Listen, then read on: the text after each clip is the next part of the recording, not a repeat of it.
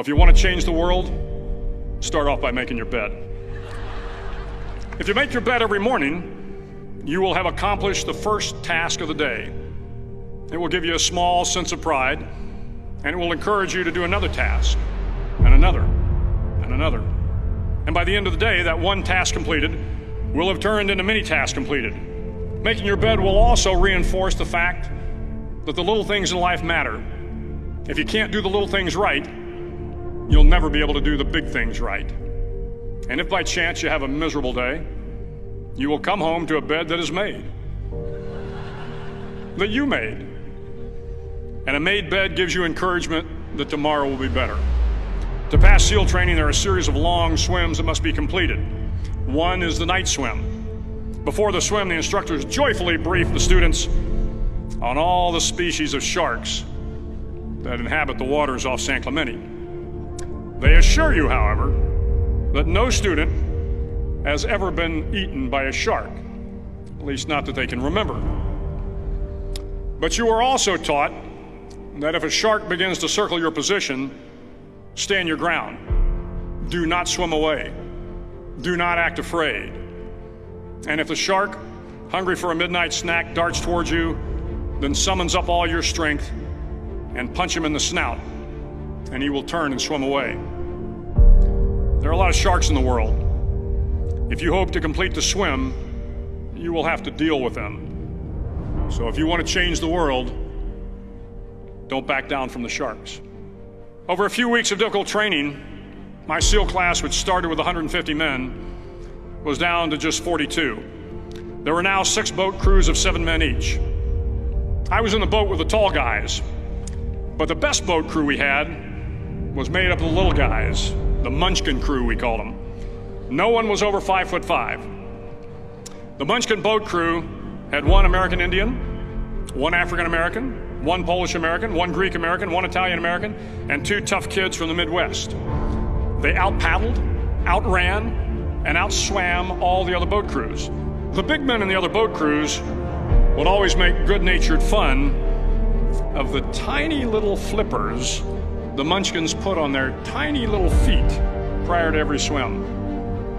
But somehow these little guys from every corner of the nation and the world always had the last laugh, swimming faster than everyone and reaching the shore long before the rest of us. SEAL training was a great equalizer. Nothing mattered but your will to succeed, not your color, not your ethnic background, not your education, not your social status. If you want to change the world, measure a person by the size of their heart, not by the size of their flippers. The 9th week of training is referred to as Hell Week. It is 6 days of no sleep, constant physical and mental harassment, and 1 special day at the Mud Flats.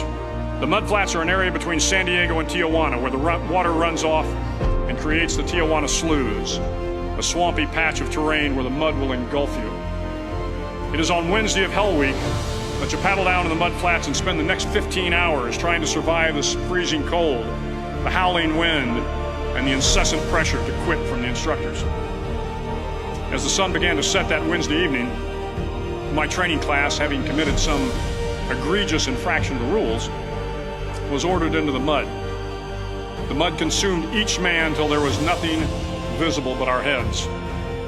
The instructors told us we could leave the mud if only 5 men would quit. Only 5 men, just 5 men, and we could get out of the oppressive cold. Looking around the mud flat, it was apparent that some students were about to give up. It was still over 8 hours till the sun came up. 8 more hours of bone-chilling cold. The chattering teeth and the shivering moans of the trainees were so loud, it was hard to hear anything. And then one voice began to echo through the night. One voice raised in song. The song was terribly out of tune, but sung with great enthusiasm. One voice became 2, and 2 became 3, and before long, everyone in the class was singing. The instructors threatened us with more time in the mud if we kept up the singing, but the singing persisted, and somehow the mud seemed a little warmer, and the wind a little tamer, and the dawn not so far away.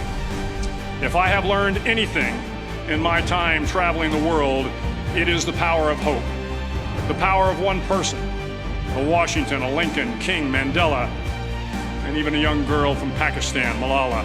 One person can change the world by giving people hope. So if you want to change the world, start each day with a task completed. Find someone to help you through life. Respect everyone. Know that life is not fair and that you will fail often. But if you take some risks, step up when the times are the toughest, face down the bullies, lift up the downtrodden, and never ever give up. If you do these things, the next generation and the generations that follow will live in a world far better than the one we have today. And what started here will indeed have changed the world for the better.